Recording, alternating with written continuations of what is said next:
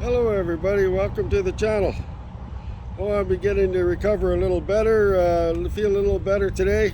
Voice is still a little rough, still coughing, ribs are still sore, but I figured I'd better pop up another video for you. At least I could do something. So, the weekend before last weekend that I got sick, I decided I was going to go out and do some me time for me only. I was just going out to enjoy my craft of photography, enjoy my art, and so I took an array of cameras, all kinds of different film cameras, and I grabbed also with it the D300. Put everything that I could fit inside my think tank bag, airport antidote. I think that it's an older one. So what thought I'd show you today is this flagship right here, the D300. I live right on a major intersection by the highway. I don't even notice it. I like it actually. So anyways, yes, I said flagship because even though the D3 and the D4 and the D5 and the D6 are being called flagships, nobody ever calls the D300, the D810s or the D750s or the D850s. No one ever calls those flagships, but yet that's exactly what they were. These are flagships. They're just a different professional focus, different focus of a camera. As they were a more rounded purpose, bit of a smaller package. And as we know, when you get up into the D810s and stuff, the megapixels just grew up to I think over 45 on the D850, where you go to the D6 and it's only 20 megapixel.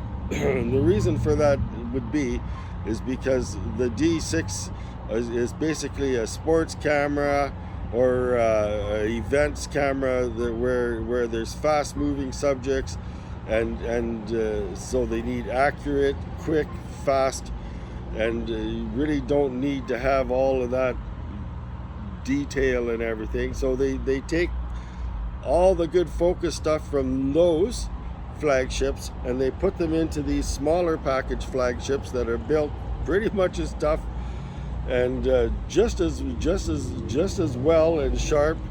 And anyways, so the D300, let's take the D300. You would say 12 megapixels. Those guys on the YouTube there and those influencers, they're saying that you need like 50 megapixels or what are you gonna do with 12 megapixels? Oh my gosh, like throw those away. Stop drinking that Kool-Aid. Stop drinking those influencers Kool-Aid. They're salespeople. If you think about this for 1 second. Where else do you see photography equipment being advertised, if not on social media and by influencers? Your second's up. You're being sold stuff. They're being paid. They're basically, a lot of them are talking heads. They're just talking about stuff that sometimes doesn't really even exist, or they'll give you some bad advice, but they're very good at what they do, and that's fine. That's how they make their living and everything. But it's up to us to decide what Kool-Aid we're going to drink and what Kool-Aid we're not going to drink. So I'm here to show you today, when I go out to have a fun day or a relaxing day, I grab the D300. So on that day, with the D300, I took the AF Nikon, the vintage ED 180 2.8 lens. Like, oh, jeez, I'll tell you, this lens, I can never say, there's nothing bad I can say about this lens. It's like, holy smokes, if you haven't got one, it's amazing. So anyways, we're getting off topic here. And on that day also, I have a Sigma wide angle that came with the D300. This used to be my sister's camera. She used to do some weddings with it. So she had this the Sigma, oh yeah, that's right, the D300 was used to do weddings because it was a Flagship, right? So it was a 10 to 20 millimeter Sigma EX, Sigma EX DC HSM 4 to 5.6. It's not the greatest lens in the world, but it's not the worst lens in the world neither, and it's the only one that I have of this. So I obviously have not felt an urge to replace this lens. And I also took the AF Nikon, another vintage, the 70 to 210 f4.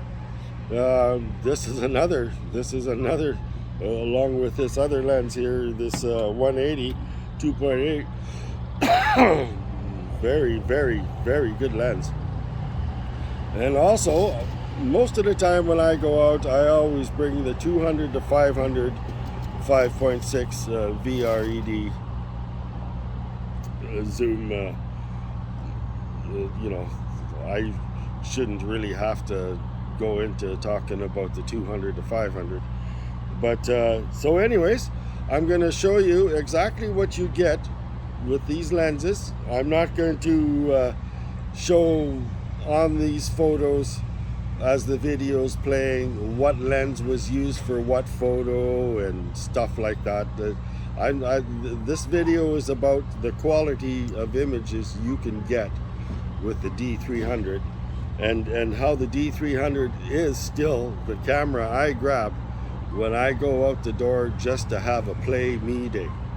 So so here we go. Some of the scenes might look like they're cropped, but they're not cropped. They're just a different lens with the same scene. A few of them, not too many. I think a river scene I did a few. So here we go. I don't think there's much else I can tell you. I think that you're going to be amazed. And I think for all of us D300 owners, which, you know,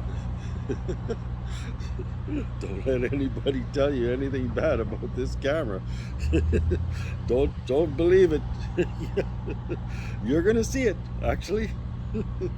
So anyhow, everything's shot in RAW.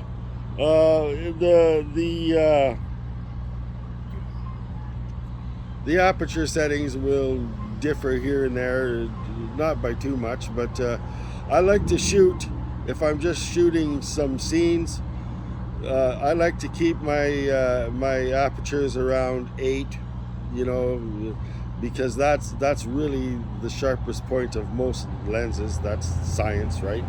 And very rarely do I ever shoot wide open because I'm not into the, you know, I want to see some of my environment. I'm not into the bokeh thing or whatever. Some people think that you have to be shooting wide open all the time, but don't buy that suit neither. It's tainted. So anyways, oh, that must be my time's up signal. So yeah, I'm feeling better. And here's the photos. They'll be black and white fading into color. That's my introduction. I'm just showing you my day and showing you what you get with this camera. And that's it. Like, subscribe, click the bell. Oh, I'm glad I'm starting to feel better. Holy smokes. Okay, see you guys later. Enjoy the show.